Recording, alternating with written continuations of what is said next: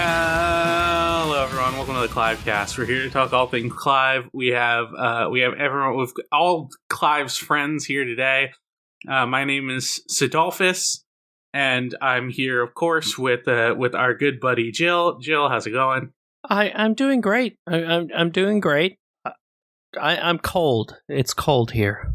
Yeah, you are. It's very cold, and I'm feeling I'm feeling quite electric today. And of course, we also have Torgal. Yeah, sure, because I'm as dark as Torgal, I guess. Hey, no, that's not. Yeah, no, that's exactly what you went with. Welcome everybody. 50 seconds into the podcast. What 50? Other party members? Jacob? Who'd you want to be? There are no party members. Who'd you want to be? There are. You just don't get them until the very end. I can't be the gay one because that's stealing valor. I can't be any of the white ones because I'm not white. Do you want me to be Torgal? I can be Torgal if you want to be Sid. No, because Torgal's cool. Shut up. I guess I'm not as cool as Torgal. I see how it is. Yeah. Of course me. Not. Whenever I'm not on the podcast, everyone should be saying, "Where's Torgal?" So you want to be Torgal, is what you're saying? Yeah, by my choice. Okay. You don't want to play with me, but you do want to play with yourself. Well, that's not Torgal will act. Whoa. We here at Gamesline strive to be a family-friendly podcast. Not today, motherfucker. We're the Final Fantasy 16 cast. This is the one where they say fuck. Do you think when Clive gets a boner, it's like Ifrit now? It's like Ifrit trying to like fire that shit up. Yeah. This isn't your dad's Final Fantasy. No. It's mature and adult. It's your mom's now. Final Fantasy. Do you think with the hands, Garuda could like Final Fantasy shit in here? Garuda could like get in there. Get in where? You know. I mean, you could absolutely use that Garuda pull. It's the same thing as like, can you like crank yourself off with a stand? Okay. Someone trying to crank themselves off with the Garuda pull, but every single time they do it, they just go higher up in the air. Constantly spinning around. Welcome to the Gamesline podcast. My name is Scott. I'm here with Lorelai and Matt. Hey. I'm Torgal. Yeah, we got Torgal on the pod. Yo, check it out. Yeah? Torgal number 9. And we're going to talk Final Fantasy. Number 16. XVI. Are we, though? We might, listen, all put Final I'm Fantasy on the podcast, so we could talk about XIV, but I don't want to, so we'll talk about XVI. Yeah. Attention, everyone. Breaking news. What's For up? Dash Pass members, use code FF16 on Taco Bell, order $15 up, and get a free double beef volcano burrito or volcano taco.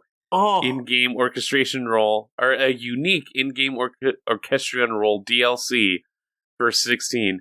Be entered to win a free PS5 game code for Final Fantasy 16. Stay in the game. This is real. With Doordash. I honestly am praying that the Orchestrion is just the Taco Bell ding with the old theme music they had in the 90s. Okay, that would be cool. fucking amazing. Mav, the thing that you haven't mentioned about this ad is that they do show a picture of the volcano taco and burrito, and then right next to it is a picture of Ifrit. Well, I didn't mention it because that's just going to be our fucking podcast start. Yeah, that's unfortunately going to be the image somehow. Unfortunately, you're missing the point. The volcano menu is back. Well, okay, so we're gonna meta this a bit. Whatever thumbnail we make, can we please just put that as a banner somewhere? Yeah.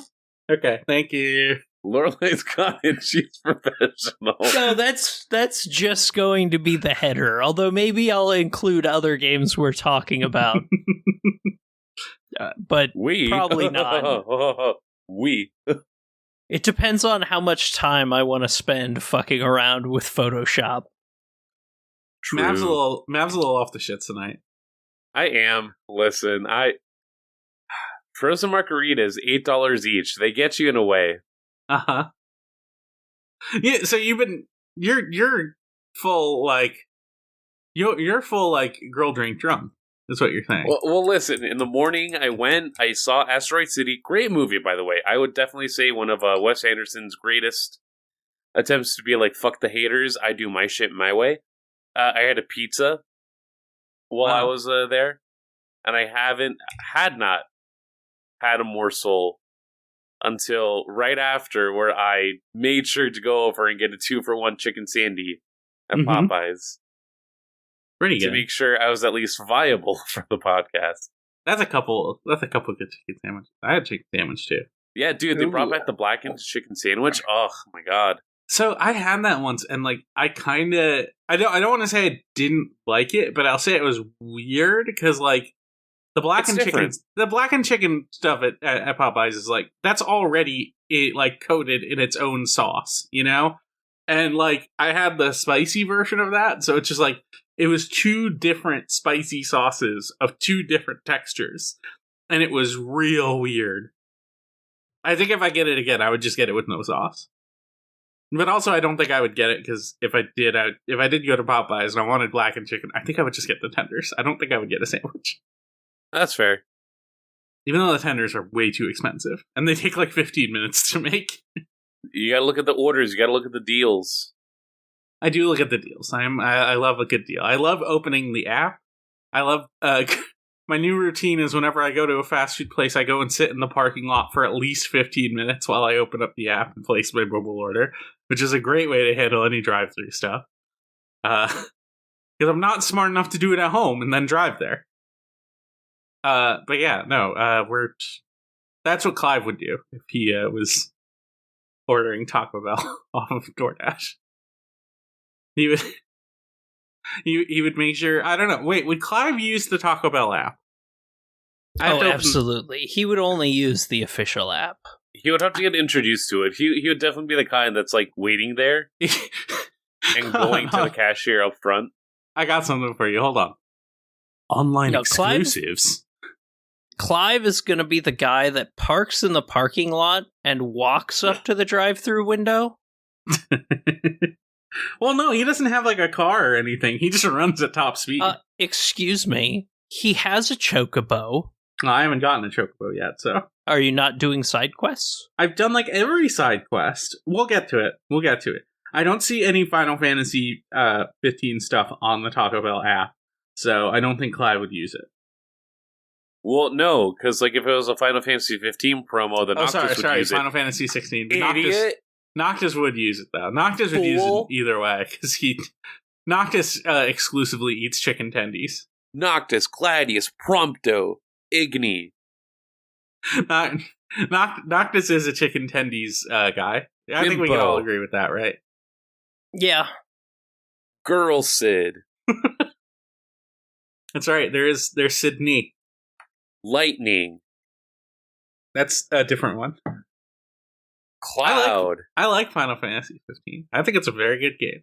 And they spent 18 years on it or something like that. Whatever. Let's talk about Garland. Let's talk about Final Fantasy 16.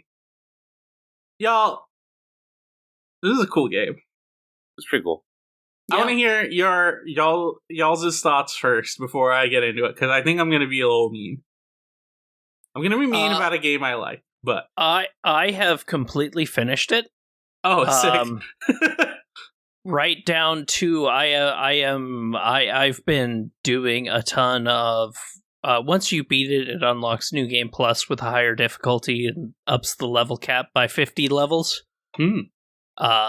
And holy shit, the game is fun.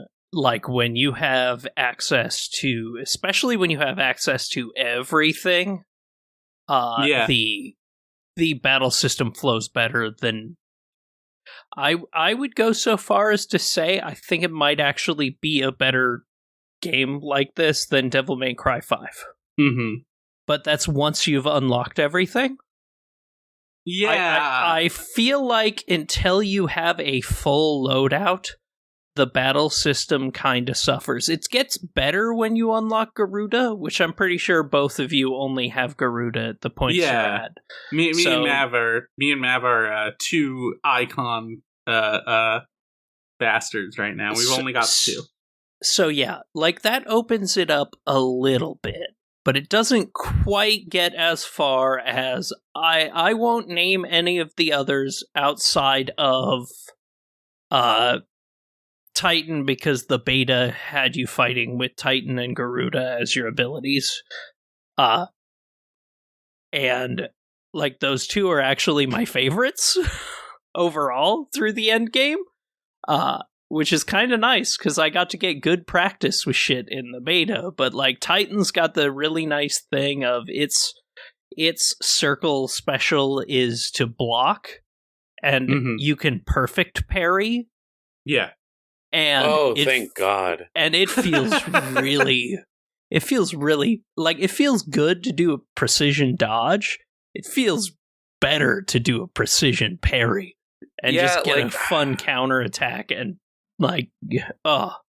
and also have to time it, because like the Titan one, there are abilities you get later that will stop an enemy in their mid combo. The Titan one doesn't stop at mid combo, so you have to perfect parry a couple until you figure out the perfect timing to attack back, especially on New Game Plus, because all the enemies get added attack patterns, and like they move their location a little bit in the dungeons that are there, like to make it a little harder and a little more complex, and the fights a lot deeper.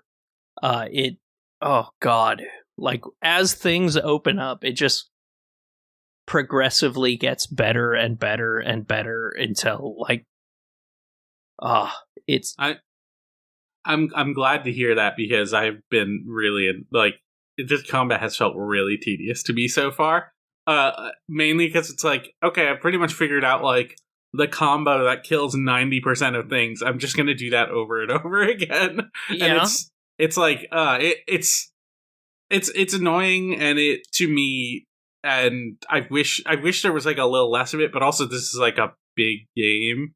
I have a lot of thoughts on it so far that I feel like might be alleviated by actually getting them into more of the game. Like, I do think a bit of that. It's sort of like a lot of, I know, like last week there was, or was it last week or was it the week before? Or it might have been before the wrestling podcast or something, when Maverick and I were talking about it, and just like there's a lot of stuff that once you get a little bit further than you guys are, a lot of the complaints about like storytelling and stuff, like, and even the combat system get alleviated a lot. Like my main problem with the combat is it's too damn fast. like, and I know that's a me problem, because people love Devil May Cry games, and they love that kind of like, they love this kind of game. And that's never historically been a type of game I've been super into. And that's not me saying Devil May Cry games are bad, or like people shouldn't enjoy it. It's just like, I see a whole bunch of really cool, interesting mechanics in this that all have such like cool interplay together, and then none of it really matters because I'm mostly just mashing the square button over and over again. It matters a lot once you get further on. I'm sure. Like, it's a lot of boss fights get, like, it is kind of weird how you can 100% tell that, like, this is made by an MMO team, because the way things are choreographed and the tells and everything are, like, having the knowledge of 14, I'm going, oh, I know exactly what this mechanic, what this boss's attack is going to do. I know exactly how to dodge it. And 90% of the time I'm right. Then there's the 10% of the time where I'm only kind of right, but still like, but at the same time, like, yeah, it's the early game until you get to your third iconic ability feels like you can get away with just doing the one combo, but eventually you actually do kind of have to start doing air juggles and shit like that to really get through boss fights, especially.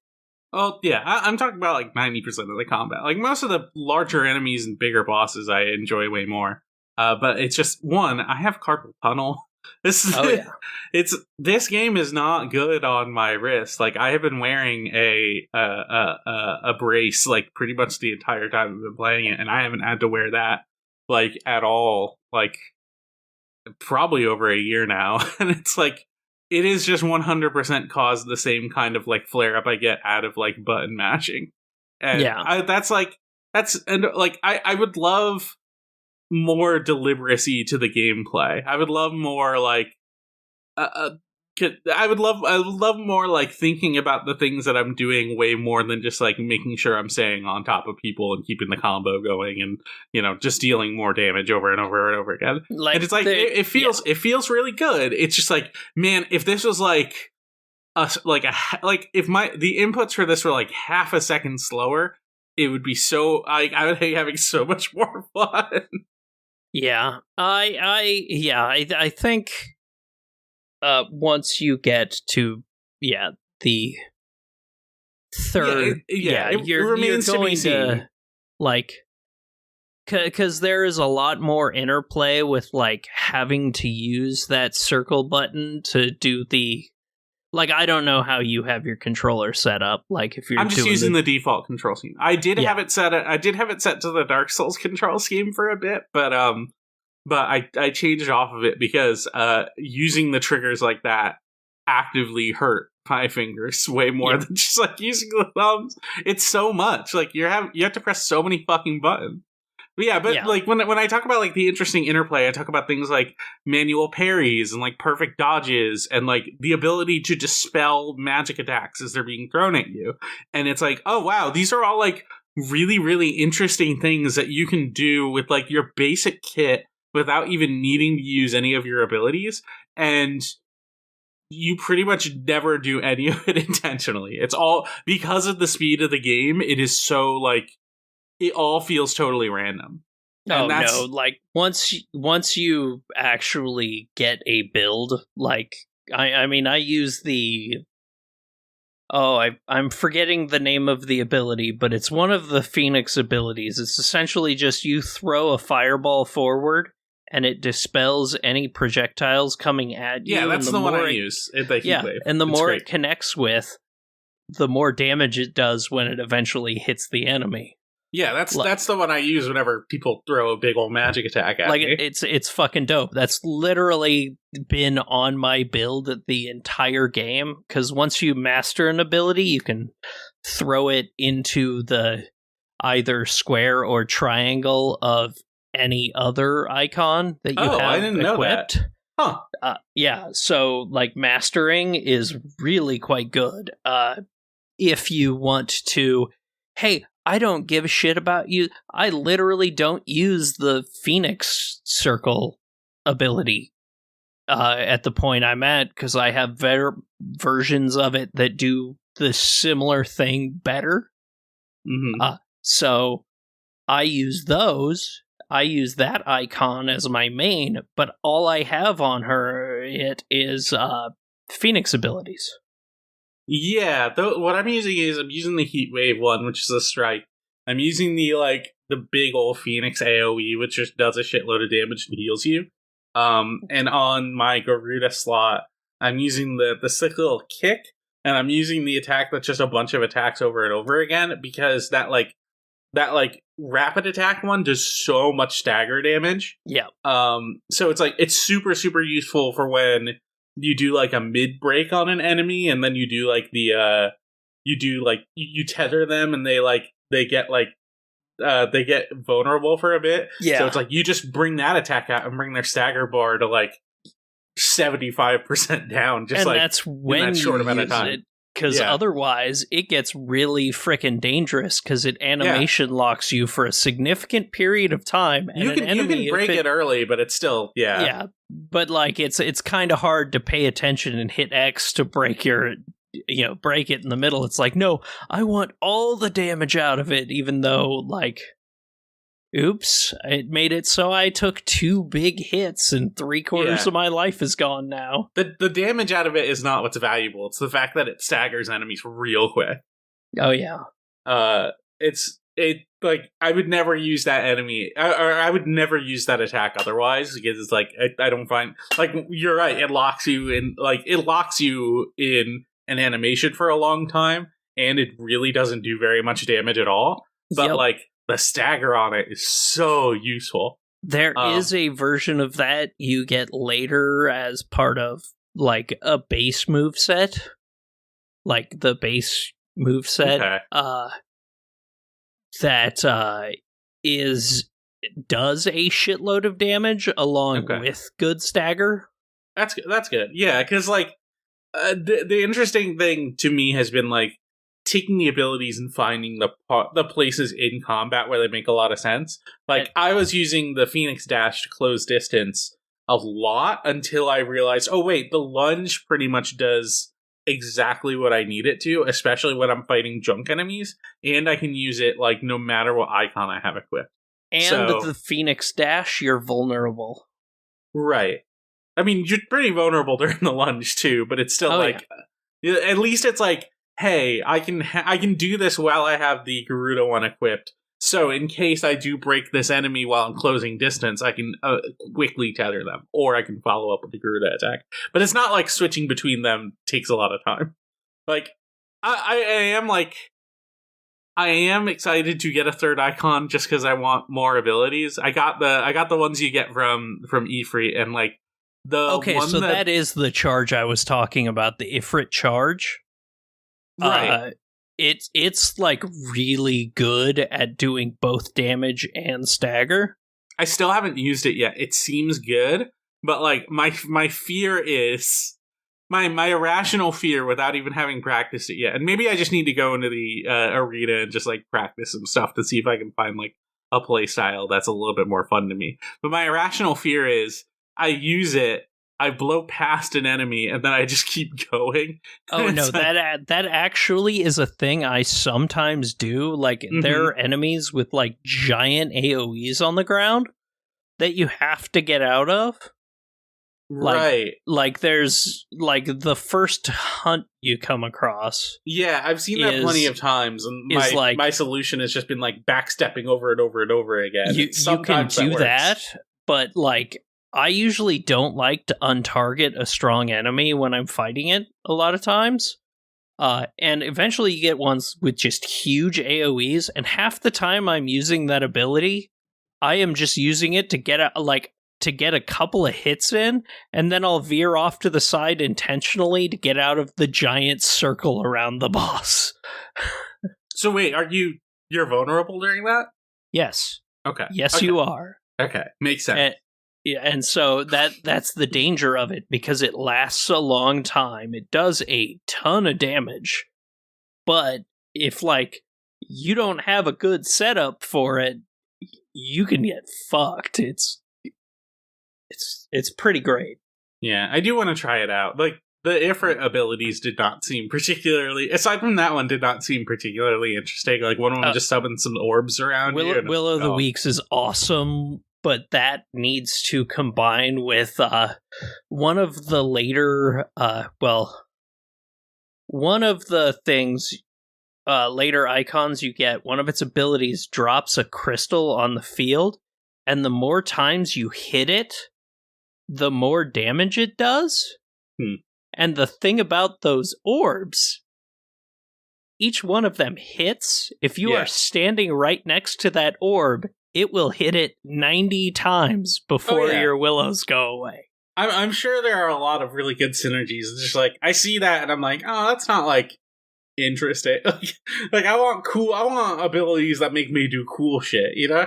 It's also more of an arcade mode kind of thing where it's just like really good at racking up like, hey, here's an extra 90 hits on a combo. I hope you like big point numbers and stuff like that. If you care about the kind of, hey, I'm playing Devil May Cry, I've got to get my style level up kind of stuff. I mean, I largely don't, but yeah. So if none of that matters to you, then yeah, that ability is good in synergy with like 3 different abilities, one of which you don't get until the very, very end of the game. So it's like almost pointless with that one, but on New Game Plus, it made it just godlike. Yeah. I feel like the sort of like big open nature of it, and the sort of like trickling out of abilities you get is really disproportionate, because especially compared to like Devil May Cry games where like I haven't played Devil May Cry, but I've watched some before, and like you're at least like getting upgrades relatively consistently. And in this, there's just like a lot of downtime where you're in big open fields surrounded by enemies. So you have a lot of like junk encounters that don't really amount to anything other than just like using your basic attacks. Yeah. Or just walking up and hitting your big Phoenix AoE and killing all of them immediately, which is very satisfying. But especially once you've leveled it up and it adds like an extra like fucking murder, just holy shit level of damage.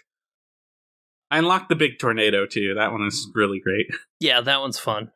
But yeah, one of my big like things with like the combat system is I definitely think this game was made for New Game Plus. Probably, yeah. Like even when they were demoing it, they demoed it with like 3 They demoed it with like a full kit of icons, because like and that's obviously enough, when it's at its best. It's not even the order you get things in, so right. I mean, obviously, because that demo has you fight Garuda, and you already have Garuda, so like, you know. But like, what's the word I'm thinking of? Once you get the third ability, they start unlocking a lot faster after that. It does so many cool things, like meta-narratively, in the sense of like, this game really knows how to use like UI elements in a way that kicks ass. Like, like not to spoil too much, but it does sort of the Azura's Wrath thing, where it's like, oh, you're in a cutscene and like you're just doing QTEs, but like that enemy's life bar is going down while you're doing it, and that part, that stuff is sick. It rocks. Oh god, there is one entire boss fight that is just that. And it kind of ruled, because like, and not only is it just that, it's only the mash square one, and it's perfect how well it's done. The part where you unlock your limit break, which I don't want to spoil because people are eventually going to play it and they're going to get to that part, and that part is fucking dope. Is like, man, that is like a top 10 moment of that like game so far. That's the part that like sort of justifies the entire game leading up to it. You get to that and it's like, oh, okay, this game is actually peak. I see. This is the good shit. That is one of my 3 like best moment or sequence noms I'm going to make from this game. And this is an extremely juicing game. It's a game that juices so hard it hurts my hand.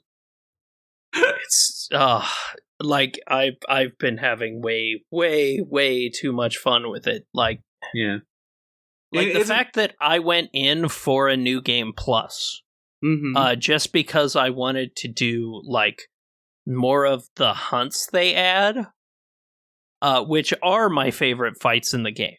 They have regular ass health, like boss health bars with, you know, just the split stagger bars. They don't give you a big ass health bar at the top, but they are some of the most complex fights and well designed fights in the game. That's cool. I'm interested to see way more complexity, because every time I get into an encounter at this point, it really feels very much the same.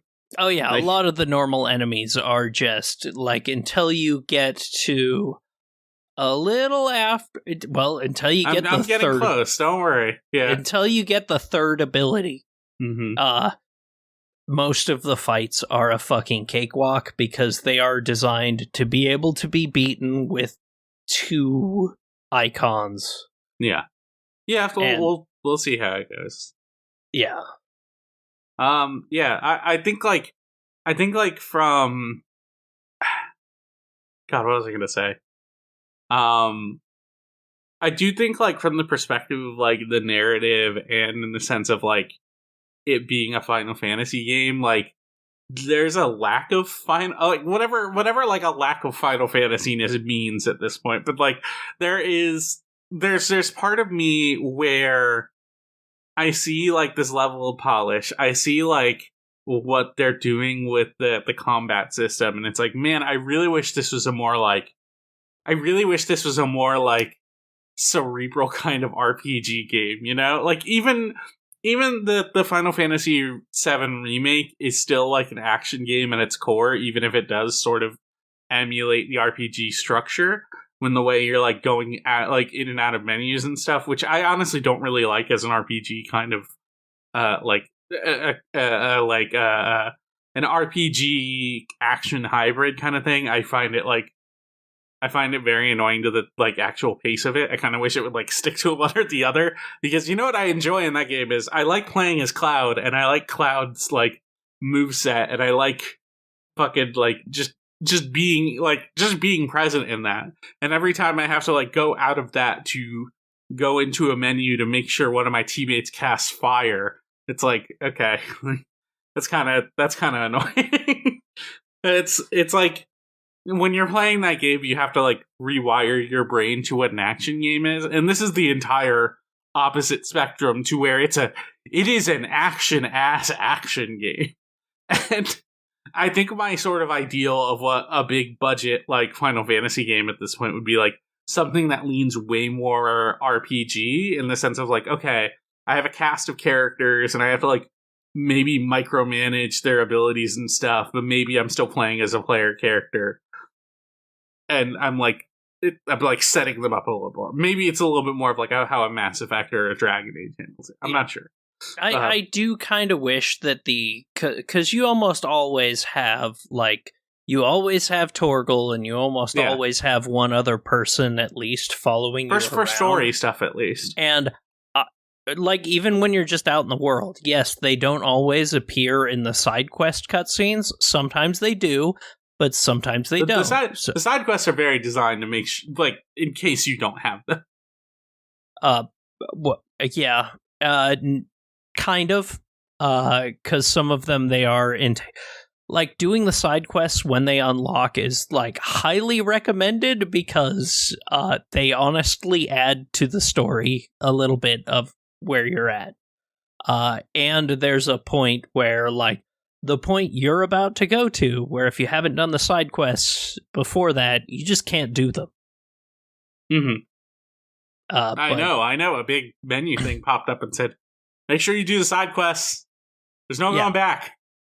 Like, okay, I did them all. I did them all already, don't worry. It's the Final Fantasy 14. Make sure you set off enough time for this long cutscene. Well, they've done that in other games, too. Yeah. It's not new to Final Fantasy at this point, but it is, like, no, go ahead. Sorry. One of the things I just do appreciate, at least story wise, is like, and once again, I hate saying it's once you get the third icon that it really starts, but this is the most Final Fantasy game that is so fucking Final Fantasy. And, like, also when everyone was like, oh, it's just gonna be some grimdark thing that's all thinks it's mature or whatever, it's like, they do say fuck, so it's just like the most hopeful ass game I've played in a long time. Yeah, that's Final Fantasy for you. I mean, it's the most Final Fantasy ass thing, and it's like, even at the point you're at when people are just like, yeah, it's all medieval, there's no technology, it's like, motherfucker, half these people live in a crashed airship. Mm-hmm. Like, yeah, I don't like the way it deals with slavery, like, at all. I don't find its, like, portrayal of slavery as, like, super interesting in the sense of, like, it sort of ignites this idea that, like, a lot of dark fantasy stories need to have some sort of, like, fantasy racism to it in order to, like, actually make their story work in a way that is like super super tropey, and I feel like this sort of falls for it in the same way, where you could simply have an oppressed underclass. Like, it doesn't necessarily need to be a very specific like slave caste, and it's really like disheartening the way it's handled, because Clive and Jill are like nobles who lived around slavery their entire life and never thought twice about it, and then like as soon as it like impacts their life negatively, they're like, wait, slavery's kind of bad, isn't it? Oh, we should do something about that. That's not entirely.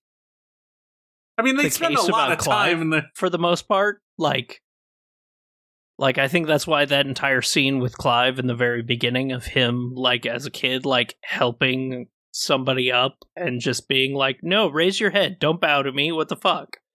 You don't have to. But still, it's like noble naivete, you know? Like, oh yeah. It's never once acknowledging the fact that, like, you know, this person exists, like, this person exists to serve you, and like this is a caste system that ultimately benefits you. And it's like and then as soon as he, like, you know, he has a long hard life, and he lives as a slave for most of his life. And it's like, man, I can't believe I never thought about how bad it was. Like, even after all of that, he's like, wait a minute, like, we could just not be slaves? That's insane. Like, what? Like, it's some, like, it's some of the, like, worst kind of, like, recognition of, like, the way systems of oppression kind of deal with the underclass, because even like people who are free are still like, okay, we're free, but we're still toiling. Like, we're free, but we live in like meager circumstances, and that's the kind of thing where it's like, no, like, you can do this sort of thing like way better. You don't need to have you don't need to have like people who use magic as your analog for non-white people, even though all of them are still white. It's like you can actively tackle the way this handles white supremacy without needing to find like an analog. You know, it's so it falls for like every single trope, and it really bothers me. They get away from it a lot more. Yeah, that's sort of once you unlock your third iconic ability. That's the thing I've heard, is it gets away from it in a way that's like, oh, it never like sort of acknowledges it after that. Oh, that's part. Not true at all. It's literally still like it's no longer the central focus of the story. Yes, and that's like, oh, okay, that's all right, sure. You got to have your big dumb Final Fantasy, like, let's move on to the. But I also think the writing around that gets a lot better as the game goes on. It's like they hired an editor to be like, all right, we've got 3 iconic abilities right now, so let's bring in the editor to help the writing. Like, it's... I mean, I struggle to like make that kind of division, because like whoever wrote those sections are the same people who wrote like the early game as well. And it's not like the early, like, it's not like it's sort of like bad on its own, I guess. It's that like, you have an interesting setup. You have really interesting characters. I love the main cast of characters. They're all very good. I love Clive. I like Jill. I like Sid a lot. He's a very cool little guy. But like, and you're putting them in a very Final Fantasy kind of thing, but it's like the sort of like overall world is not very interesting to me, because it does feel like they sort of went more into a dark fantasy direction in just sort of like the world building sense. And, you know, it's, I don't know. I have to play more of it to really make a judgment, but so far I have not been, I have sort of like rolled my eyes at a lot of parts where it's like, oh, isn't my life sad as a meager slave? And Clive goes, you could not be a slave. And they go, what? Like, it's. I would love for that to change, and I would love to see more of that. But I'm still in. I'm still playing through. Yeah, it hasn't wowed me. It probably will. I've heard mixed things about the writing in this game. Like I've heard like it's really good. I've heard it's incredibly tropey. I've heard this is like kind of really bad. So I don't really know what to anticipate going into it. I'm trying to just like making my own judgments as I go. Oh yeah, Mav. Yes. Hello. Hey, what's up? How you What's doing? up? I'm good. Yeah. I'm feeling what do you think about all the Final Fantasy 16 we talked about? I mean, it's going in there. It's interesting to see how it's going, you know? God. If you want to take a sec, you can. No, I mean, like, really, when it comes down to it, like, the character action mechanics and really trying to get into that, like, corner of the market, it's pretty interesting. Oh, my And man. I think, like, it's curious to see them trying to, not necessarily do something entirely different, but getting into the market with what they have already. And, from like a mechanic standpoint, there's a lot there that does work You sound out. so sleepy. Look, man. You go get some water. Don't worry, I already got my water. Go get some water. Okay, I got it.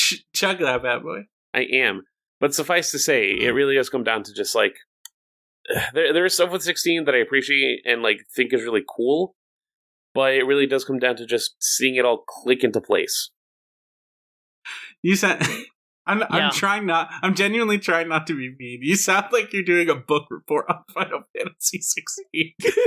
Well, like the other part you sound of like you're doing a book report and you didn't read the book. I wouldn't say that I didn't read the book. It's just like, again, I am just past the point where, there's going to be another, like, pitiful or not pitiful, pivotal. There's going to be another, like, big priority moment in, like, the story itself. Mm-hmm. And there's more stuff to figure out and unlock. Like, that's nothing against the game as a whole. But as you had mentioned previously, it's hard to not feel like I'm just matching square a bunch. Mm-hmm. And at no point do I necessarily want a game to just be that. But, there are a lot of factors. And as I'm playing through the game, I think a lot of those things will be addressed, which, ultimately, sometimes game just is that, where you kind of just need to let things simmer until you get to that point where, okay, yeah, this all works out. But then, otherwise, it may not be a certified, like, culmination of themes when it comes to the mechanics of the game. Mm-hmm. Yeah, I genuinely can't wait for y'all to actually unlock more icons. I keep saying it, but, like, it's want like y'all to... it's an important part. Right. Yeah, I genuinely wish, like, because once you get later on, they unlock a lot faster. So it's that's exciting. I wish it was doled out a little quicker. I would love the space to be a little bit more even. I wish you had gotten one more before, like I've been one between like each all of the day crystals. these last 2 days. Because you know what I've been doing? You know what I did I did the weekend fucking Final Fantasy 16 came out? I reviewed AEW Fight Forever. Ooh. Game sucks. I hate it. Okay. So everyone's mad at me. People are being like, "Oh, this game is kick ass and cool." I think they're all lying and they're wrong. Well, how dare you talk bad about anything AEW related? It's the greatest thing since sliced bread and applesauce. Now, I don't think it's that. It's just like people want people sort of have this narrative built up about Fight Forever as this very different kind of wrestling game, in the sense of like, oh, it's finally bringing fun back to a genre that hasn't had like a fun wrestling game in a while. And I don't find the game particularly fun at all.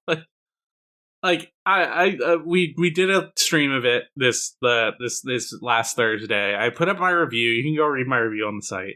I list a whole bunch of problems this game has, but it's the sort of core like central thing about it is like the gameplay itself still is like a weird floaty mess that does not particularly do anything like new or interesting in terms of gameplay for wrestling games. It adds a whole bunch of like cool gimmicks, like you can do a kickflip. You can do flips. You can do flips. You can do kick flips on a skateboard. You can put your hands in your pockets, just like Orange Cassidy, and fight without your hands. And that's like that's about it. There's mini games you can play. You like mini games, right? I love mini games. Oh, I don't like this video game. Read my review. I don't know how much I have to say about it, but it's bad. I mean, your review was like 900 pages long, so I think you had a lot to say about it. I have a lot to say. It's just like I've said it all at this point. I've said it over and over and over again, and still everyone is mad at me and doesn't want to listen. Obviously, you just hate WWE No Mercy, which is exactly what this game wants to be. And, they're just the two same things. I'm also exactly Jim Cornette, is what someone said to me. All right, you corny bastard. Yeah, you just love to have somebody else trying to fuck your wife, It's really... Oh, boy. You asked me to wake up, and I'm like waking up, Oh, boy. Yeah, you're waking up. Oh, my God, I just forgot Raincode came out. I gotta play Raincode. Ugh. Gotta play Raincode, dog. I gotta play Raincode. We gotta play Raincode. Someone here is gonna play Raincode at some point. I bet Rose is already playing Raincode. We gotta get Raincode built. It's fucking... I hate this. I'm so mad at AEW. They took the weekend Final Fantasy came out away from me. So I've been playing catch up. Lorelai, what are you playing? I have been playing all this weekend, for the most part. I was playing the new Wo Long DLC, which came out, the Battle of Zhongyuan. And it adds a new weapon, the Cestus, so you can fucking punch shit, and it feels really fucking good. Was there a punch moveset in Neo? Like, I know there was an unarmed moveset, but I don't know. With the first DLC. The first Neo, or it might have been the second. One of the DLCs added fist weapons and the Hayabusa clan. So you could fight Ryu Hayabusa's ancestors and unlock the Ninja Gaiden armor and shit. And the fists there felt really fucking good. It was maybe one of my favorite movesets in the game. Wait. Are you saying Ninja Gaiden is Neo canon? Yes. That kicks ass. Yes. That rocks. If you never played the DLC to Neo 2, it had some better shit. Like, that there was definitely some things that I could have also nominated for moment or sequence or... I barely made it through Neo 2, and I love the ending of Neo 2. Great, really good game. I don't think I could have ever played more of it. That's sort of been my problem with Wo Long as well. As like I picked up Wo Long when I was like in full COVID. Like my brain was non-existent. So when I put Wo Long on my PS5 and like started to play it a bit, I'm like, I can't do this. I don't have Neo brain right now. I have to get into distinct mode to play Neo. You're sad that none of these let you just run around as a little guy and jump and do jumping puzzles. Exactly. I want to jump and do jumping puzzles. Wo Long lets you do that. There are jumping puzzles in Wo Long. Yeah, but I still have to get into the Neo combat mindset again, and that's what I have to do. But I will say it suffers somewhat from the same issue that Wo Long as a base game had. Which is, it's just not enough content. Mm-hmm. It's really good content, and it adds another difficulty setting, which whips, finally. It's the equivalent of Dream of the Demon, which, is the third difficulty setting of Neo. It's the same, enemy placements are different, enemy, attack patterns are different. It's better than, because the second difficulty, which is what the base game launched with, all it did was essentially up the HP of the enemies you were fighting. It didn't change attack patterns, it didn't change placements, so it took me 2 hours to do all of the second difficulty setting, because I knew where everything was, so I just bum rushed through, and it I already had a mastery of the combat, and it was just well, whatever. So it was nice to have new levels, and it's been nice going back through old ones and having them feel different. And that is just... It's definitely worth picking up to add more Neo, or more Wo Long, which is still a good-ass game. Nothing feels better like fighting a giant worm that shoots a laser at you, and you perfect parry with really good timing, and you can take no damage from it, even though you're standing directly in 90 attacks. That's the Wo Long thing that feels good, is that every single attack in the game can be parried. There is nothing that is unparryable. So if you know when the damage ticks are in an attack, you can just parry the whole goddamn thing, and it's like Evo Moment 37 constantly. And it feels fucking good. The DLC just is more of that, and good, because I really like that. It adds 10 more magic spells, too. I've only unlocked one so far, and it hasn't replaced anything from my main build, but it still kind of whips, having new ways to build out my character. And yeah, no, it feels good. It's nice to have more Wo Long. Are you ready for me to fucking talk about Addison Rae? Yeah, sure. So as you both already know, Addison Rae is a world famous TikTok star and social media personality and actress. She was ranked the highest earning TikTok personality in Forbes in 2020. Well, yes, of course I know that. I'm 19. Yeah. And as you also know, she's of course a singer and a TikTok dancer, obviously. Yeah.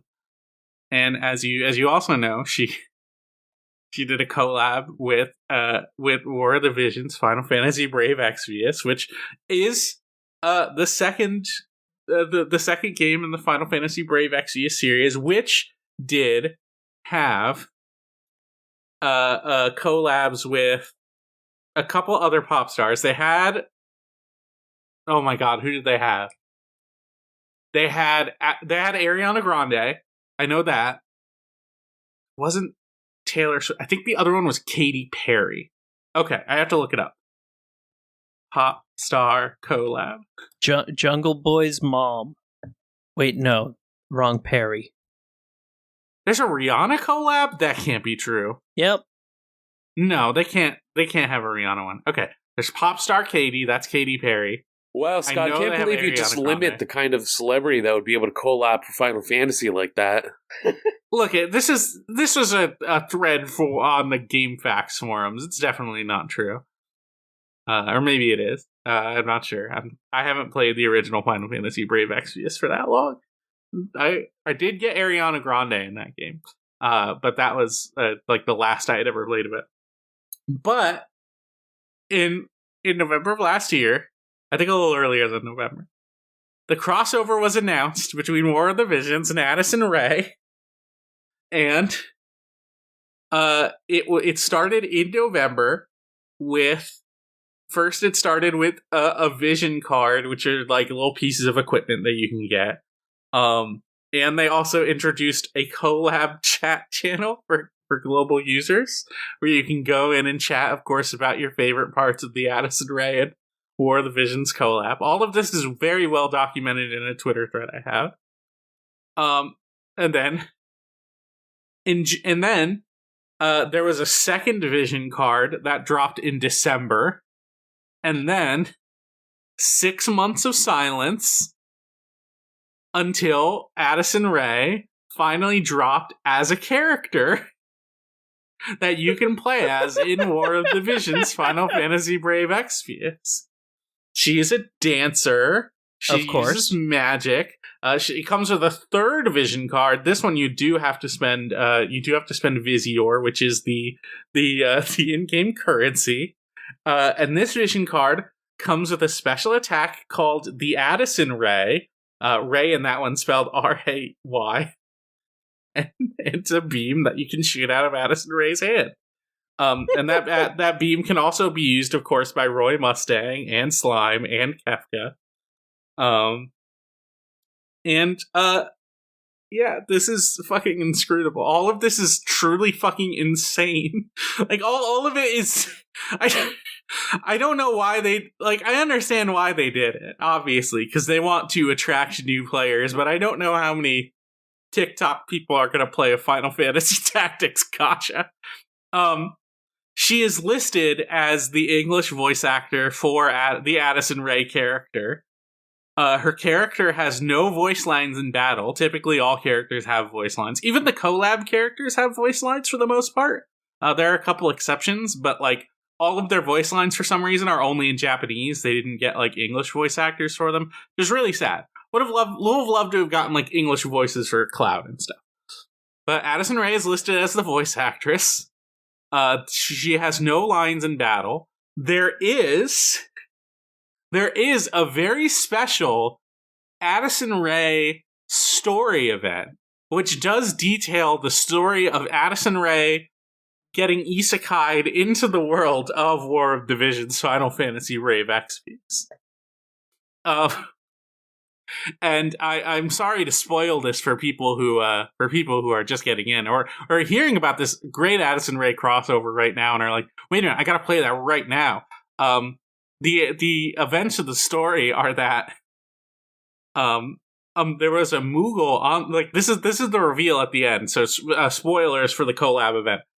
There's a Moogle who existed on the far plane, and in the far plane you can see into different worlds. And that Moogle got to see into the real world, where he got to see the pop star Addison Rae dancing. And he was like, whoa, I love Addison Rae! And then, like, a bunch of other monsters also saw Addison Rae dancing, and were like, whoa, we love Addison Rae! And then all of them got isekai'd into the War of Divisions world at the same time. So you have to fight through the monsters, and then at the very end, the monsters are like, wait a minute, no, oh, and also Addison Rae joins your party. She's helping the two in-game characters, Elsie Rel and Camillo, in the event story, who, I don't really need to talk. I like Elsie Rel. Camillo is a very well-documented character in that game. I don't think he's particularly interesting. But anyways, Addison Rae teaches Camillo how to dance, and he dances very strong. And then in the end, you defeat the monsters and then realize all of you love Addison Rae together. And then Addison Rae goes, I'm sorry, I have to leave now. I have to go home. I loved exploring the world with you. It was great. But my phone doesn't have any battery in it, so I can't take any pictures. So unfortunately, I can't document the real time that I spent in the War of Divisions world. But at the very end of the story, the final line, the story had no voice acting in it, like, at all. None at all. None from the main characters, none from Addison. The very final line is voiced by Addison Rae, where she's like, I loved spending time in this world. Goodbye. Ah, damn, Poochie went back to her home planet? I love to say that before I just, like, launch a toaster into my bathtub. She did. She went back to her home planet. If you complete the Addison Rae raid, which there is an Addison Rae raid that's running right now, if you get 10,000 Addison Rae raid medals, you can buy Addison Rae's smartphone. She will give you her phone. And you can, if you're not quite sure about whether or not you want to play as Addison Rae, because you do have to pull, well, No. She does. You do get Addison Rae for free. If you log in, you can get Addison Rae for free. But you do have to pull for her vision card. But there is a starter quest that you can play where you get a maxed out Addison Rae to just see what it's like. And you can experience the strength of Addison Rae. That's what it says. That's what it says right on the tin. You can just experience the strength of Addison Rae. Here, I'll show you. Look. You can experience her strength. And it's so fucking infuriating to me that no one else in the gaming world is covering these sorts of things. No one has sat down and decided that Addison Rae being in Final Fantasy is worth anyone's time or attention. But we're journalists. We understand what matters. And it's TikTok stars being in Final Fantasy Tactics gacha games. No one does it like we're doing it. I'm so glad that I was awake for this section. Yeah. Do you have any questions about the Addison Rae collab? Anything you wanna know? You know, the worst part is I finally have a phone with enough space that I could install that game. And you can get Addison Rae right now free if you download. I know. I could get Addison Rae. You can get Addison Rae. She is a pretty decent unit, all things considered. But I could attack. She's got like big AoEs and stuff. Oh, I like a good big AoE. Mm-hmm. But also, Addison Rae. Mm-hmm. I still don't know who the fuck that is. You explained it, and I was just like, star and I have no pop idea. Star and an actress. Like she's 22 years old. Gronk rizzed her up, right? Yeah, Baby Gronk rizzed her up after he committed to LSU. And see, you say LSU, but she did in fact go to LSU. That's real. She's from Lafayette, Louisiana. She went to LSU. No. I'm looking at her Wikipedia page. I refuse. What the fuck? Baby Gronk, do not commit. Baby Gronk, do not commit to Addison Rae, who now lives in Los Angeles. Wow, couldn't even commit to Lafayette. She has 88.6 million followers on TikTok, and her videos have accumulated over 5.8 billion likes. Okay. Genres are vlog and dancing. Amazing. Years active 2019 to present. Ooh. What kind of presents? Dancing. That's not a present. You can't put dancing in a box unless you get like one of those music boxes with a ballerina on it that twists while it plays music. Now, here's the thing about the story of the Addison Rae collab is, in the story, Addison Rae is a dancer, and she does do dances, and everyone who watches her dance goes, wow, Addison Rae, you're really good at dancing. I love watching you dance. It really captivates the opponents so we can fight them in battle. Thank you for dancing, Addison Rae. We love you. Can you teach me how to dance? Everyone loves Addison Rae and her dancing. And you know what? If you watch her special super attack move that she does do some dancing in it.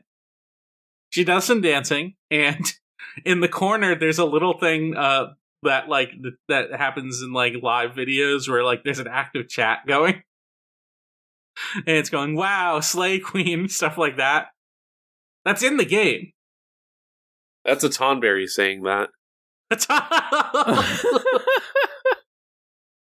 Yes, Slay Queen. I'll give you my fucking life if you ask for it.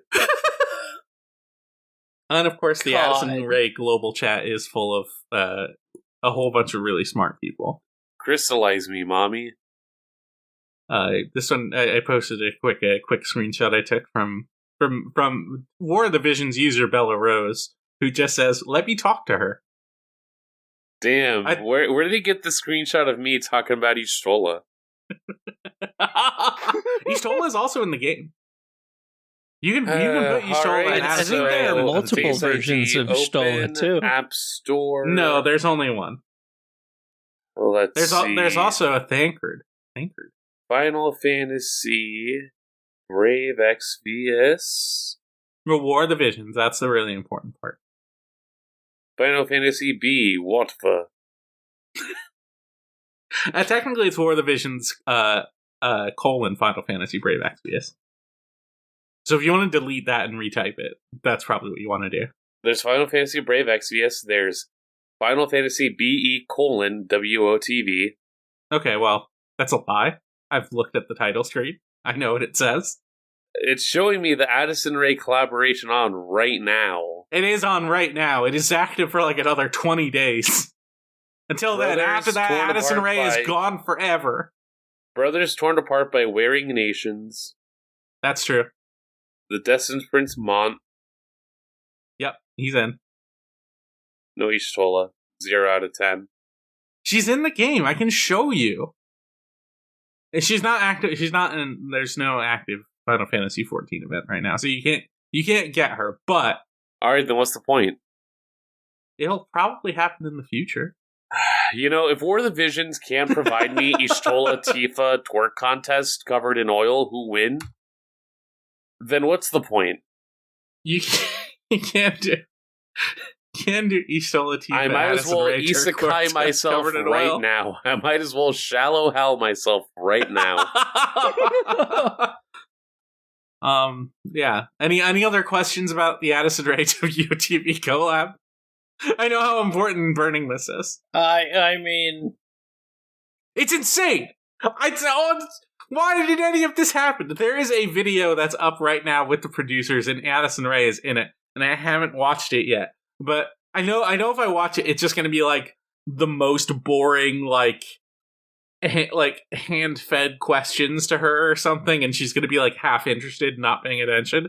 But if it was a deep dive into the Addison Rae or the Visions collab with Addison Rae's full commentary, that's what I need. Amazing. What if there's a war?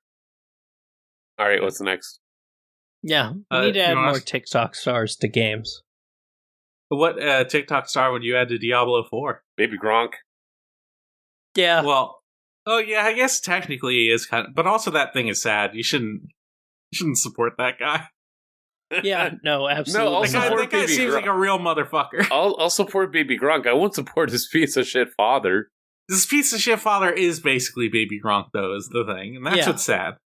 I support the individual having to live this sad existence, committing to a college at age 12.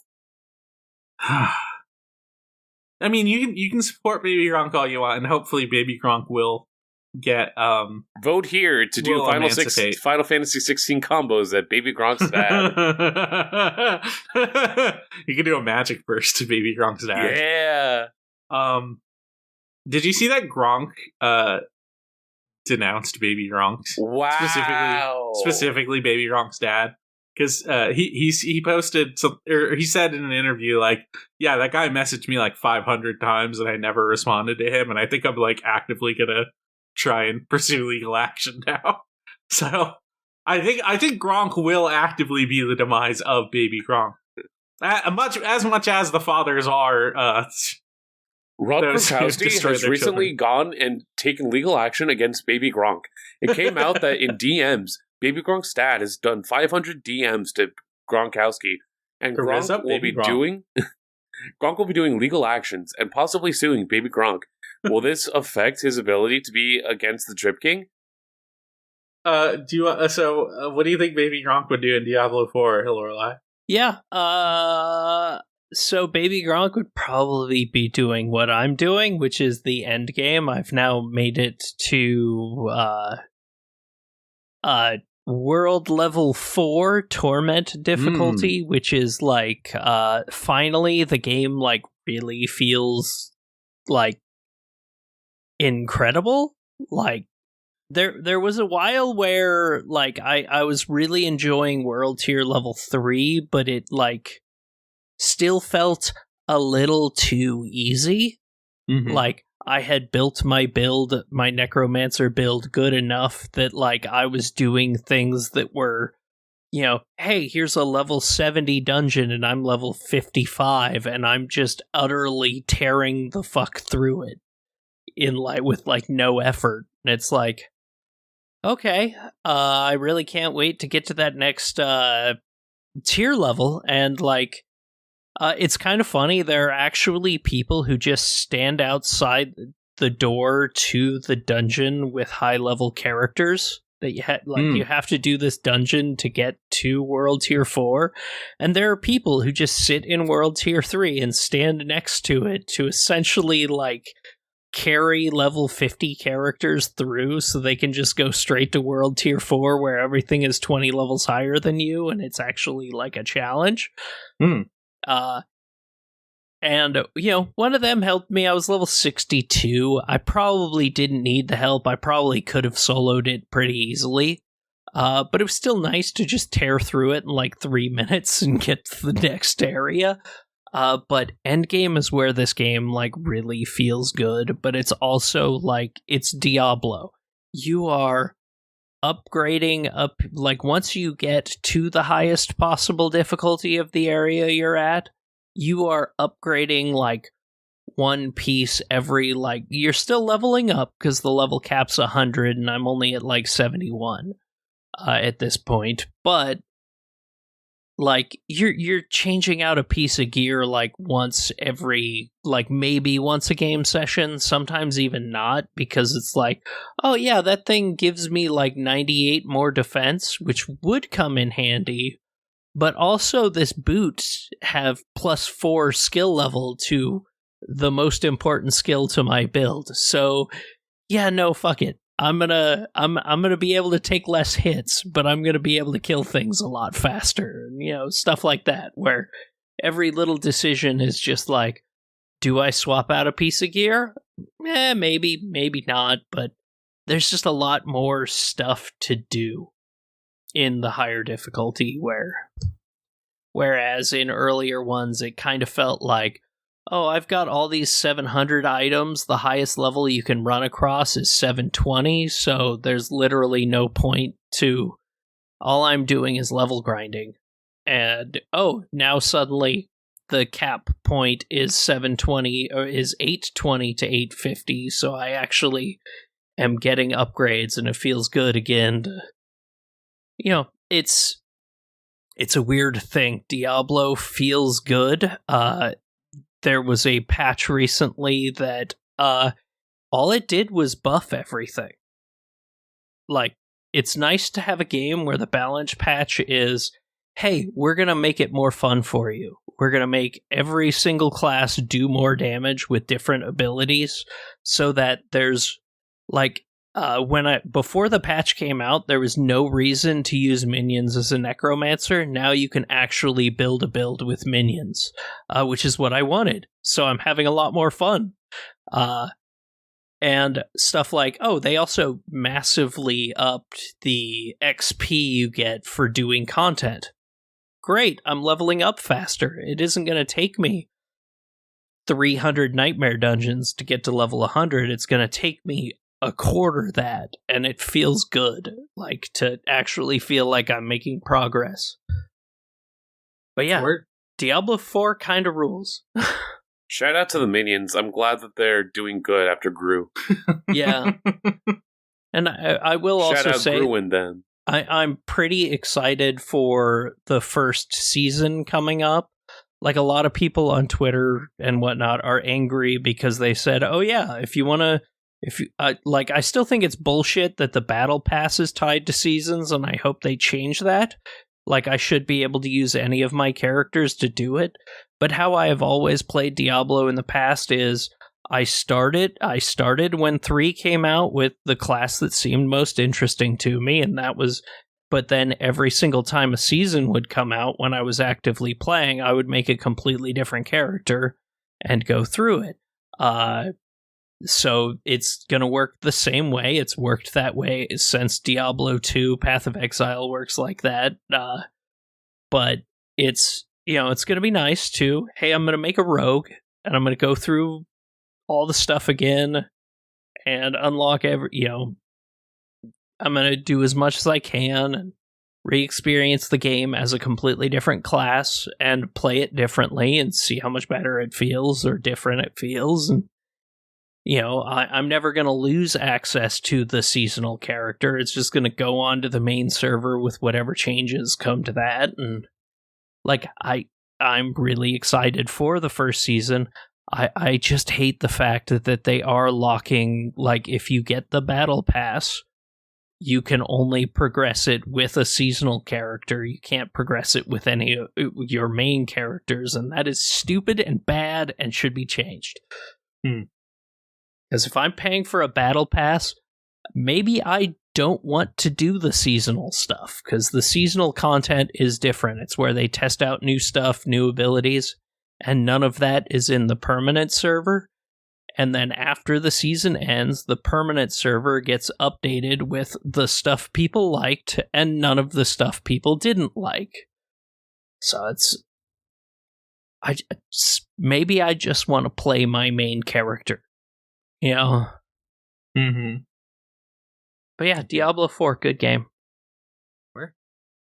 Are y'all ready to move on to some news? Maybe.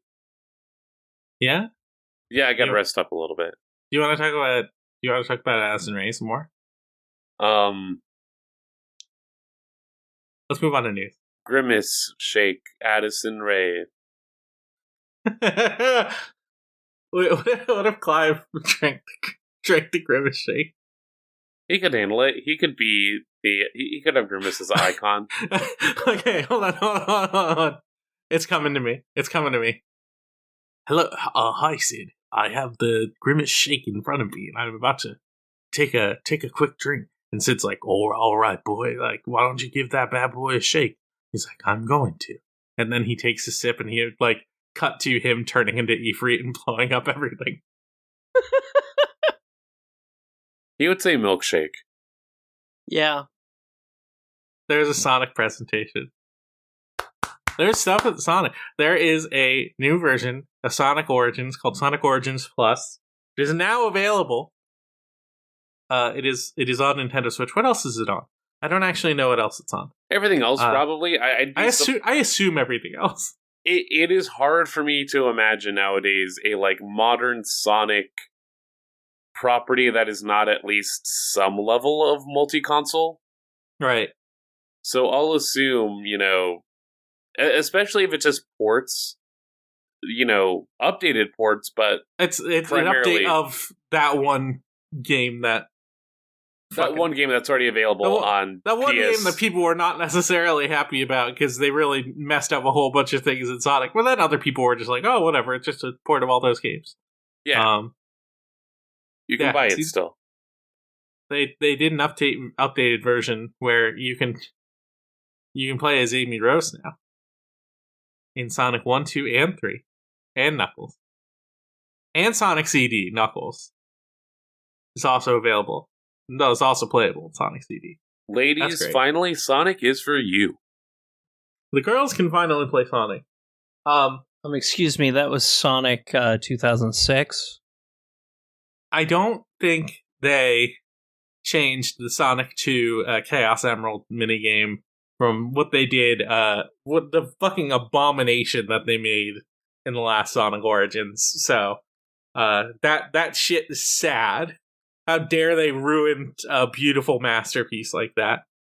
But I don't know if they fix it or not. It doesn't look like it, considering there's a screenshot and it looks exactly the same on their official website. So maybe if they slowed the frame rate of the background or something and made it look a little bit more like the original, it might be fine. But I don't think they did that because that sounds like it would be work. Sonic Frontiers gets new content such as new moves and a new game plus. Sonic Prime returns for another season on Netflix, alongside with a new mobile game of the series that will be published under Netflix Games. Ooh. You get to play as Sonic Prime Sonic. Ooh. That's the one where for a brief part of an episode, Tails says, "Fuck you, Sonic, I hate you," and then he returns to being normal. They dropped a bunch of Sonic merchandise you can get. You can get, what are those things that go inside Crocs? Feet. No. There's like the little, what are they called? What are they called? Orthotics? Not orthotics. Like the charms. Yeah, the charms. They have a special name for them. Like you get like the charms that you put in Crocs. Oh, they have a really dumb name. Croc stars? Gibbets. Gibbets, that's it. The gibbets. They have a whole bunch of Sonic gibbets you can use. I hate this. It's a bad name. There's a ring, there's a chili dog, there's one of Sonic running. I think there's like one of Sonic's face. There's a bunch of gibbets. So if you have any Crocs that you want to put gibbets in, of Sonic, then you be our guest. A guy who has a combination of Sonic the Hedgehog and Luke Combs gibbets.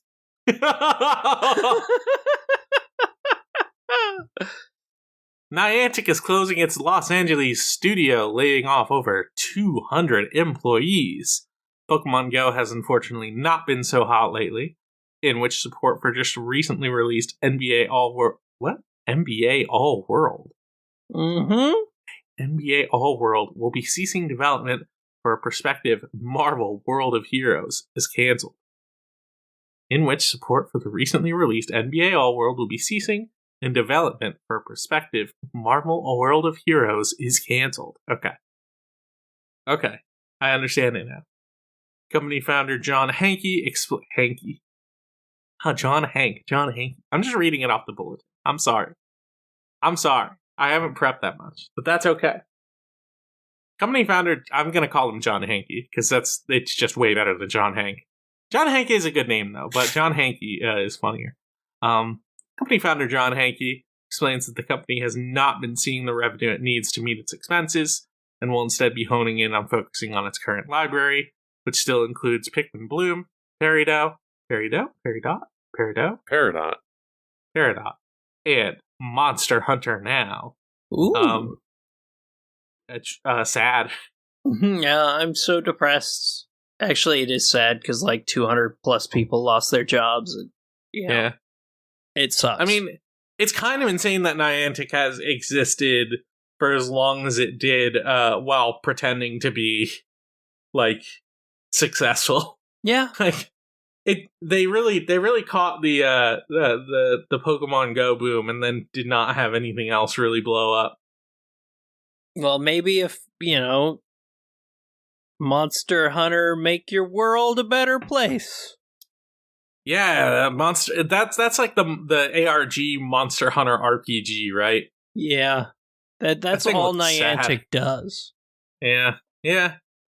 I don't know what NBA All World is. I have to see what this is. It's probably hey, walk down the street and catch yourself a LeBron. No, I understand that, but like the concept of an ARG world where you're collecting, I can't wait for the algae rhythm from Space Jam 2 event. They really just do have a video up of you walking down the street, and it looks all like lit up with like basketball stuff. Man, that sucks. Yeah, you can challenge Steph Curry. Ooh, you can boost Jalen Green's stats. Wow, that's cool. I can't believe support for this game is ending. Yeah. Let's move on. Unity cut ties with Atlas 3D Asset Creator. Unity cut ties with Atlas 3D Asset Creator with accusations. Oh my god, so many A's. With accusations that it has been sourcing from AI plagiarized assets. Meanwhile, Steam specifies that it won't allow games that use copyright infringing AI assets, and policies regarding the matter still seem to be under review. I mean, good for Unity to take any kind of stand on this kind of thing, considering Unity has been like... I remember they came recently under fire for something... I don't want to like butcher what exactly it was, but people were pretty upset that Unity was allowing like other people's work to be used in AI generation pools, or whatever they're called. I forget. The term eludes me. But at least taking a stand against one big partner, or many, taking a stand at least against one of its biggest partners in this regard is a step. Especially because, I feel like Unity probably wouldn't do it if it wasn't like potentially very like legally gray or legally bad for them, because Unity does not really have morals. They love the fact that their stuff is also being used in military tech. It's great, actually. So yeah, they're able to have everything ready for Bad Bo Jammo to do his interrogations. and to smoke his camels, of course. Oh, of course. At least 10 packs a day. At least. I did buy the hat. I bought the You towel. bought the towel. You bought the towel. $100 towel, 4 installments, $25. That's right. A recent Skullgirls update edits and alters some artwork to remove and reduce fan service and Noxy approximate imagery. Man, were people weird about this one. Hey, we should remove some panty shots from characters who might be underage. Yeah, that seems like a good idea. You're ruining the integrity of the game. The developers are going to be upset. How dare you get rid of this character's red armband? This nebulous red armband. How dare you not show the aftermath of the black guy that just got beaten half to death by police's crumpled body? How dare you take out that image? How dare you take out the developer's original vision? Yeah. Hold up, I'm just getting reports that the collective is made up entirely of those devs outside of Mike Z and that one other guy. Oh boy. Well, you know, it seems like none of it actually really negatively impacted the game at all. It's just people being extremely weird about it's all sexualization of I love the collage of like all these people being like violently angry at it, and all of it is like 0.2 hours on record. Because it is. None of the people who are actually mad about it actually play the fucking game. No, it's culture war shit. Like, yeah. Like, they only give a shit about, like, you know, whether or not there's something vaguely offensive in a video game and whether or not they have the right to keep it there. It's, you know, stupid bullshit. It's the kind of people who see, like very light edits to a character's design to like make it less sexualized, especially if that character just happens to be underage, and go like, what fucking censorship? Ugh! Ugh! Stupid. And again, ultimately, it's like, you know, there's still, like, you still have the person on the team who is actively known and even enjoys drawing the big titty women. Mm-hmm. Like, you're not compromising there. Right. Like, the amount of people that are just like, your most popular artist was a porn artist on whatever the website was, and it's just like, so? What does that fucking matter? And again, the other one that like also is actively on board with the team, who's also able to do shit, who eventually I'm going to subscribe to the Patreon of, is still part of the team, and is not a piece of shit. Oh, yeah, boy. It's fucking wild to watch, and it's just it looks like I'm gonna butcher this. I'm so sorry. Let's go. I'm about to get white on here. Sorry. Okay. Ryuga Gotoku Studio, developer of Yakuza and Like a Dragon games, appears to have scrubbed the credits of multiple staff members in the GOG release of several Yakuza titles. Yeah, it's fucking sad. Weird. Yeah. It looks like fans noticed that there were members, including entire support studios like Lab 42 and QLOC. They were just completely omitted from the game's end credits. It's a long list of changes, but it's an extremely weird thing, and like the fact that it's weird whenever game studios, or especially publishing studios, whoever makes the decision on these kind of things, feel like they need to omit like large like studios or especially in like remakes completely exclude the people who built the foundation of the game. I think like the glaring example of this kind of thing was when I believe I don't want to get it wrong, but I think it was when the Shadow of the Colossus remake came out, and there was just like a special thanks to the people who made Shadow of the Colossus, and it's like, your credits are like 3 times as long as they were in the original. Like, what's going on here? It's sad. I know it was one of those games. I think it was Shadow of the Colossus. It might have been a different game.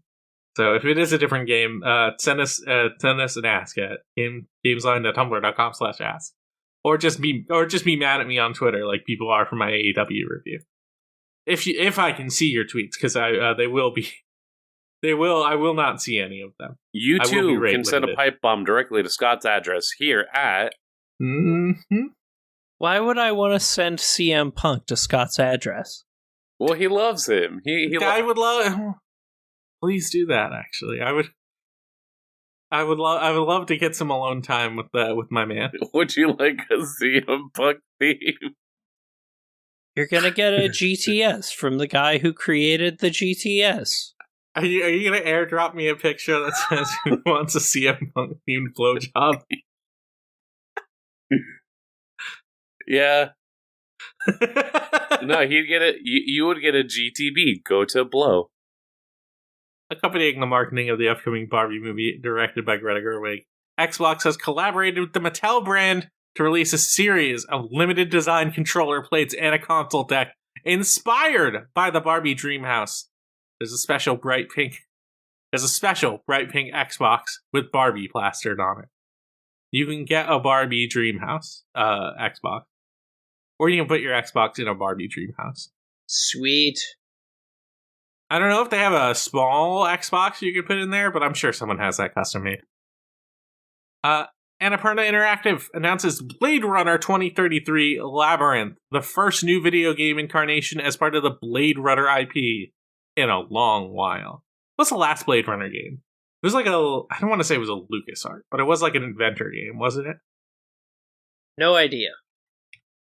It was... Let me see.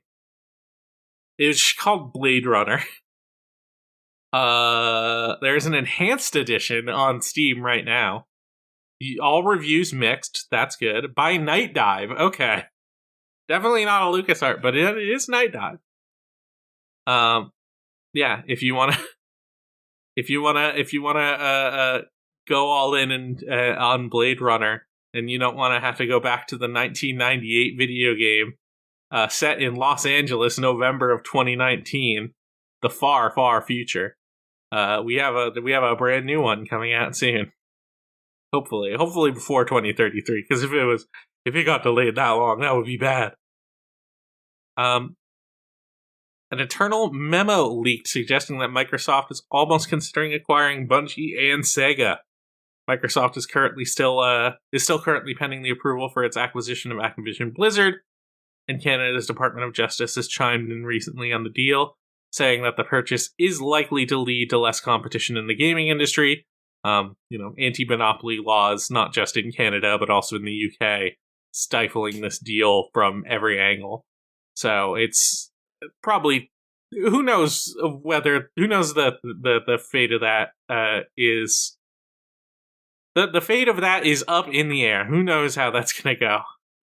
I will say, recently I watched the Double Fine Psychodyssey documentary. Making the Psychonauts 2, ups and downs of that. Eventually, I feel like I've still got some thoughts on that I want to potentially put pen to paper, but at some point, there is the look at acquisition from, Microsoft acquiring the studio. And to see it framed as a very from the Tim Schafer's perspective, I know about running an indie company specifically as something where I'm constantly in the red. I constantly need to make sure that we have money and the ability to make sure that we can pay paychecks. And I think there is a lot more vocalness to what game development is like, where ultimately the publishing is what eventually leads into, this is how much paycheck you have, this is how much salary you are afforded, until the next game that you make, which then you have to shop around a bit and get ready to do. And to be a part of a first-party studio like this would at least take away that stress, so that you could then at least be, guaranteed to be financially solvent, which is one way to look at it. But yeah, these FTC talks have really just wiped any sort of goodwill you could feel towards Phil Spencer as a guy. Homie is ravenous. Very, very tiny bit of news out of the US FTC versus Microsoft hearing. A federal judge did in fact confirm that the 2023 Call of Duty game does launch in November. The federal judge got to be like, world premiere. Oh, God. What else do we have here? Bloober Team is done making psychological horror games. No more. What's Silent Hill 2 then, huh? What is it? Don't worry. What is it? We're done. They did sort of elaborate on that a bit in one. Blabber Team. fucking Pooper Team over here. Pooper Team 3.0 is now going to be making mass market horror instead of psychological horror games, and their focus seems to be the thing that seemed to really stick in their craw was that people have sort of jokingly referred to their games like Observer, Blair Witch, Layers of Fear, The Medium as walking simulators, and that's ugh. I can't believe we're that. We gotta add action to our game. We're gonna put more attention on gameplay mechanics. Right, because I'd be definitely worried about the reception of, man, all of our games are walking simulators, instead of the reception of all of our games are bad. All of our games are sexist as hell. They did not like our Holocaust game. Hello. We decided to hire someone who could ride a woman.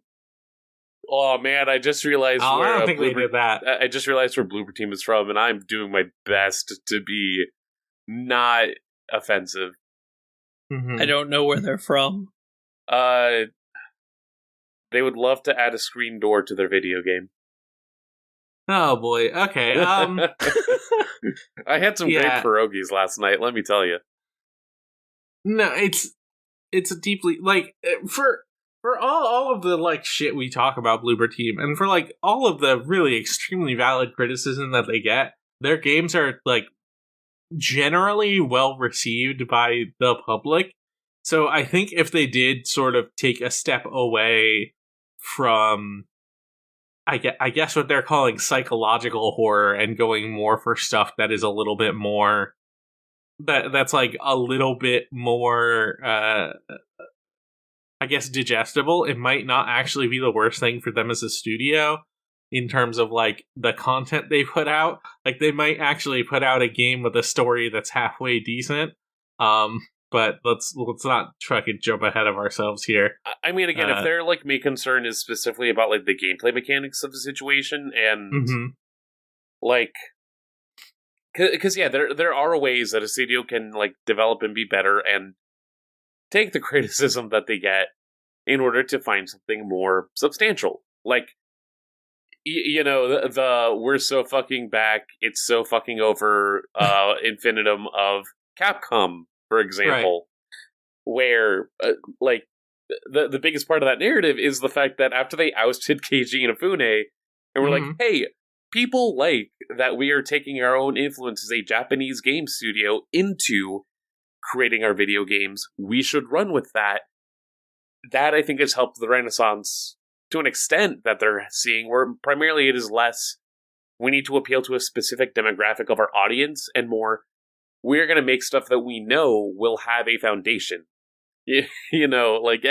As stupid as Exoprimal looks, we're still gonna be there day one, because I gotta know why the pterosaurs are around. Like, I mean, to be fair, if you haven't played the betas of that game fucking whips.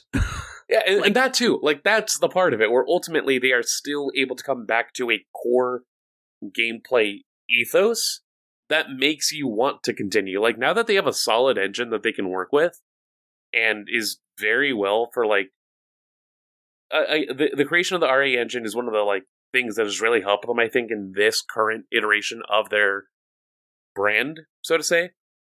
And especially makes the excitement of, like, future projects really feel elevated in that aspect. You know, that doesn't erase the fact that they have a history of canceled projects, misguided attempts to appease their fan base, so many things that have gone sour before that. It is ultimately all part of there. Bloober, I don't know. Like, I hear there's goodwill, but I just find it hard to figure out where. It's the spaces that I am not a part of. Yeah, no. When I say like they're generally well received, I mean like from the general public, not by anyone who has any kind of like critical thinking skills.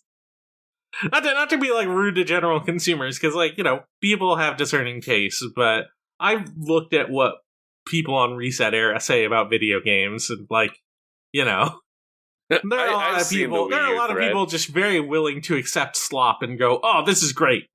I've seen the Wii U Reddit. Well, those people are all geniuses. So You're right. Let's not get carried away. But yeah, it's just like, oh my god, to immediately go, the thing that we have been known for, we are going to shy away from it. Yeah, and also, like, we've seen some stuff out of Silent Hill 2 already, and from what you can tell based on, like, the small bits that they've shown, it doesn't. They're not gonna do that game justice in the way it needs to be done. Oh, I need James Sunderland to do smoking sexy style combos now. I don't think he's even gonna do that. I think that game's gonna be bad. I think that game's gonna be bad, and people are gonna say it's good. You know, which is the worst kind of bad. Yeah. One last bit of news here. Daedalic Undertale. I almost said Daedalic Undertale. I heard you. Daedalic Entertainment is shutting down internal game development and shifting to publishing. Development for its next Lord of the Rings game, which has been in development since mid-2022, is now halted, which is largely thanks to the underperformance and bad critical reception of, I'll just say it, #Golem game. And I'm going to say something here. I don't think I said it on the podcast yet, because I've been off for a while. But I didn't play through Golem game, but I did watch people play through it. And at one point, I stopped watching streamers play it, and I pulled up a Let's Play, and I just started a no commentary Let's Play, just started watching it on my own, because you want to know something? I was genuinely engrossed in the story of Golem game. I think Lord of the Rings Golem does in fact have a really interesting and compelling narrative.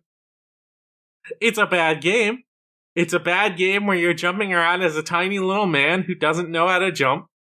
And he dies like at every single jump you do. But there's a real, genuine, compelling narrative about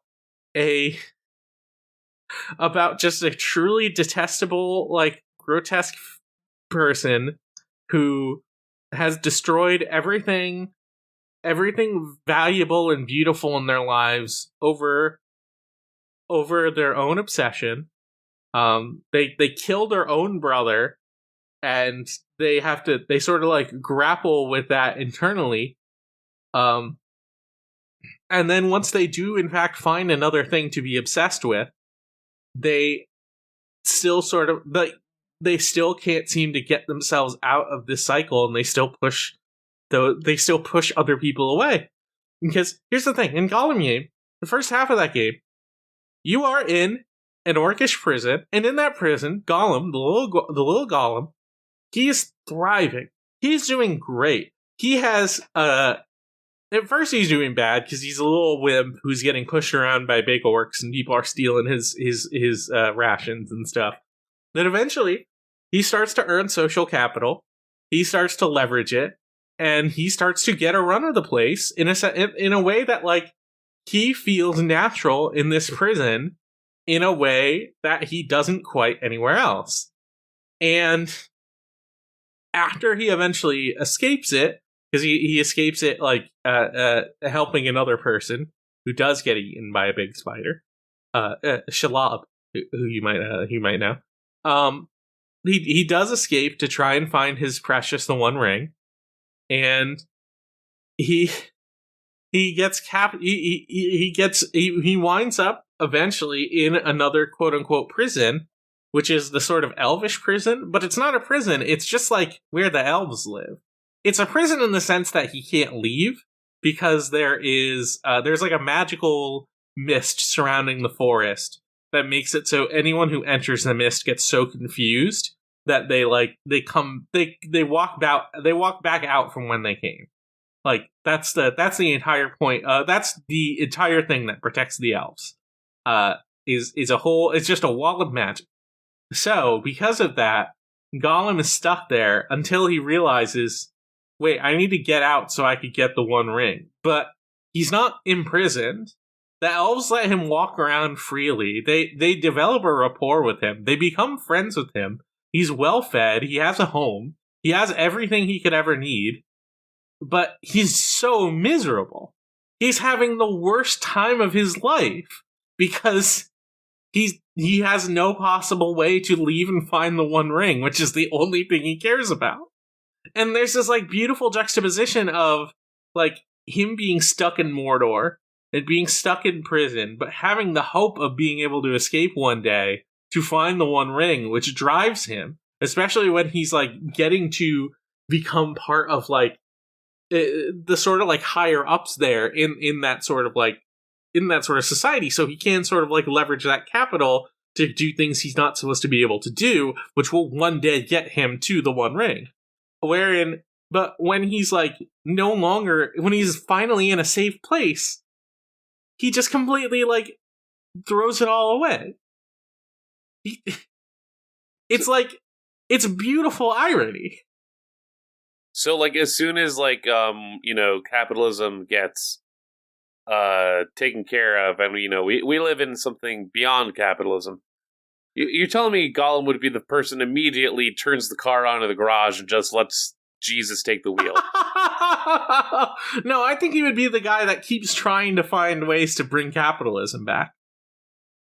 But here's the beautiful ending scene. Okay, so if you watched Lord of the Rings, the first movie, at all? Nope. Okay. There is a magic door in the first Lord of the Rings. Where it's like, the door is like, it's friends. Yes, it says, say friend and enter. And Gollum, at the very end of the game, after he's escaped the elves, after he's killed one of the people who's been hunting him, after he either helps or murders some elves that were ostensibly on his side, depending on whether or not you want to make that choice. He does travel all the way back through like the path to try to get to the Shire where the hobbits live so he can try and get the One Ring from Frodo. And he gets to the other side of that door after he has completely alienated every single person in his life in search of his like stupid, awful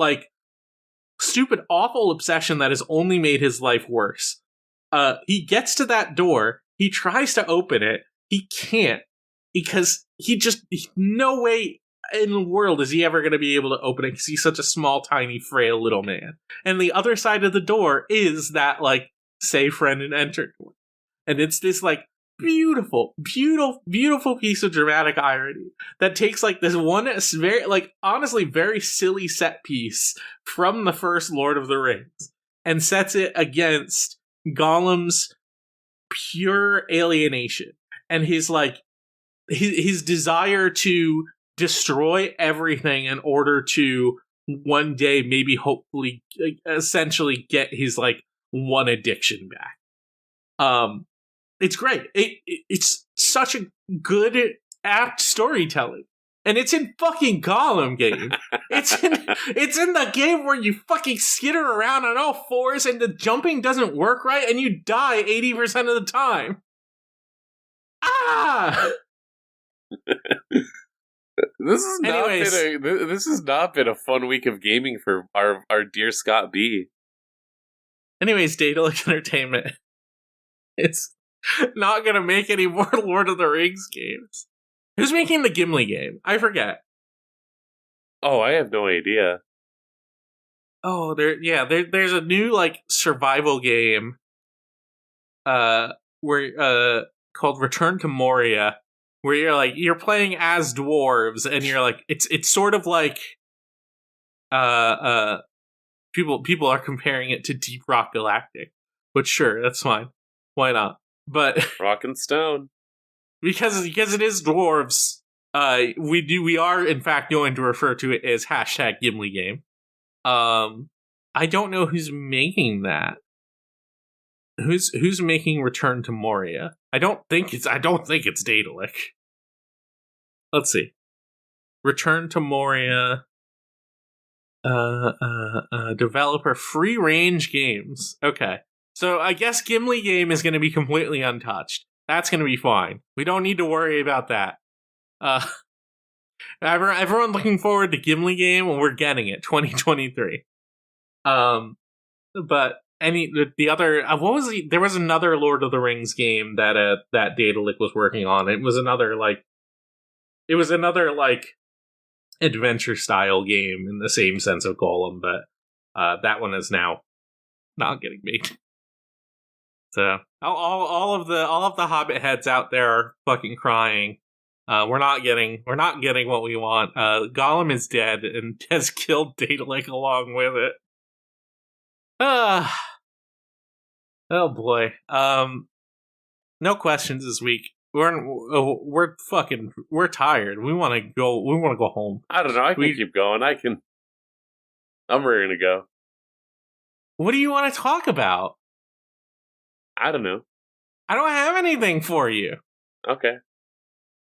No, what do you want to talk about? Do you want to talk about Final Fantasy 16? What do you think would happen if Addison, Ray, and Clive got together? Oh, buddy, I don't want to know about that one. If I were in Final Fantasy 16, things would have gone different.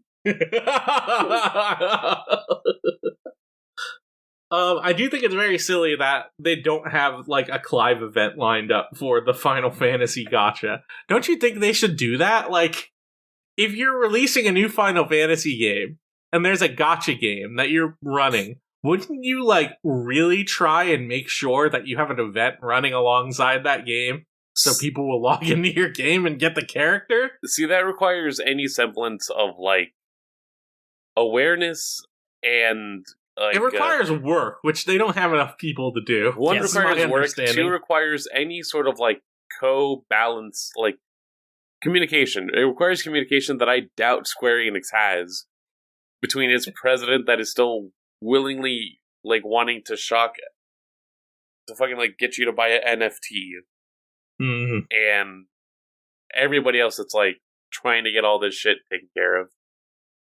I can't wait until the Addison Ray NFT line drops. Well, I think that's it for the Gamesline podcast. Yeah. Well, no, she's going to be in the metaverse. She probably is already. I don't even want to look up Addison Ray NFT or metaverse. I feel like that's going to give me a heart attack. After everything I learned about Addison Ray and from this great event, how could anyone do something as evil as NFTs? Thank you for joining us. If you want to send us questions, we'll answer them next week. That's gamesline.tumblr.com/ask. You can always check out our stuff at gamesline.net. We're on Twitter for as long as that fucking lasts at the Gamesline. Gamesline.tumblr.com. Put a /ask after that. Facebook.com/Gamesline. YouTube.com/TheGamesline. Twitch.tv/GameslineTV, where we're going to be playing things pretty regularly. Just like we played AEW. And you can check out the brand new a warrior that joined our roster of our deep roster of ever-growing warriors. None other than I'll give you a quick teaser if you still haven't watched. She's a little silly. You can if you can get our content a week early or some of our exclusive content like the Clothesline podcast, where the three of us we talked about Forbidden freaking Door on Patreon. We talked about the mid-wrestling show. We talked about a lot of wrestling. It was a good talk. For 3 hours. Yeah. Too long. That's on patreon.com/Gamesline. You can go and support us there, and please do. If you're looking for a great Twitter alternative, you can always go to the GameZone.zone. It's our Discord server. You can come and hang out with us. Our theme song is Crush off the album Magic is Real by Magic Circuit. You can check out their music at magic-circuit.bandcamp.com and meltchannel.bandcamp.com. I've been Scott, FKA Socks on Twitter. Lorelei, Mav, where can people find you? You can find me on Twitter, Twitch, and Tumblr at Judgment Scythe. I'm on Blue Sky too, by the way. FKA Socks on Blue Sky. I'm finally there. Mav, where can people find you? Find me on Twitter at Maverick Drifter. I'm still going to be there till the day that shit gets thrown to the ground. If I get out of there early, I lose. If I stay on until I get 404, I win. Mm-hmm. That's the poster's. That's the will of the poster. If you post long enough, you might become the CEO. God, I wish. First act of CEO. Staff only single mothers. Outside of that, though, you can find me on Blue Sky at Just Maverick. It's Just Maverick. Yeah. I know, I follow you. Yeah. Yeah. And that's going to do it for the Gamesline podcast. Thank you so much for listening. We're going to give you a big ol' chugga, and then a goodbye, and good night, and a bang, and so long.